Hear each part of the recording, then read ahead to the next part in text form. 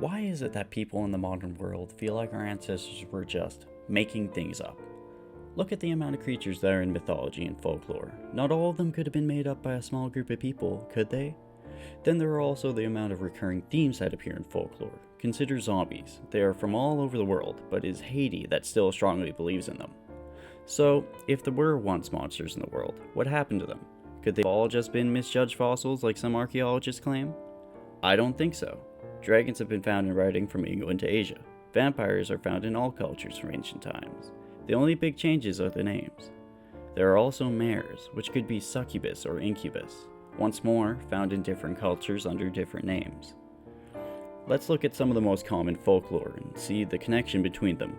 Fairies, which in and of itself is a rather large subject, is an umbrella term for most of the creatures in folklore and myth. Gnomes, Tommyknockers, elves, and leprechauns all fall under that subject. They have been found in all countries, just using different names. Gnomes are able to move through the earth with ease. Tommyknockers live in mines and cause cave-ins. Leprechauns live in trees and mounds. And fairies can live just about anywhere. Leprechauns and Tommyknockers are known to bring misfortune to those who find them, most of the time causing death. Fairies can be little shits as well, getting people lost in the woods, leading them to the place of their demise, and most notably, if a person enters a fairy circle, they will spend the rest of their lives in the fairy realm. So, what do fairies look like? Most accounts have them looking no more than a floating light, which is the same as a will-o'-the-wisp. Both will lead people to strange places, both are floating lights. Other names that have been used are St. Elmo's Fire and Spirit Lights. Then, there are doppelgangers. These are creatures that look exactly like a living person. If you see your doppelganger, it's a sure sign that you're about to die. Sounds like a banshee, doesn't it? If you see or hear a banshee, you or a loved one will die. There are also the changeling. These beings are old fairies that are replaced with human babies. Because of their age, not to mention the changelings that are normally sick when they swap places with the baby, they do not live for long. This could have just been a way to explain why there were such things as SIDS in olden times, but there seems to be more to it than that. There were also tests that could be done to see if your child was a changeling. Most of these tests weren't good practice because they would result in the baby dying whether or not it was replaced with the fairy.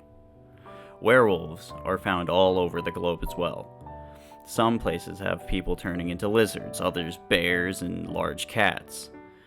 Basically, any kind of animal could be accused of being a person. In fact, people have been burned at the stake for changing into cats, dogs, bats, and lizards.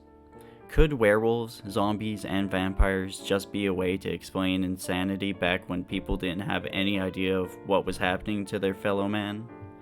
It could be, but I don't think so. It's hard to find people, even in the same group and city, that agree with something they had witnessed. Ask any detective about how different eyewitness accounts are. But these creatures are told so commonly in olden times, with very little varying from story to story. Hell, even in the past 100 years there's been stories of dinosaurs in the Amazon. Tribes are able to describe what dinosaurs look like, even though they don't have any books to show the pictures, have never been to school, and keep entirely away from the modern world. New animals are being found every day. Some are even being made, like the mule. So who are we to say that these creatures never existed? But what has happened to them? It is possible they have all become extinct. I doubt it though. I think they have gone into hiding. People have become too strong and too numerous. But that isn't to say that these creatures aren't still watching, waiting for the time when they can show up once more, to take control of the world they lost.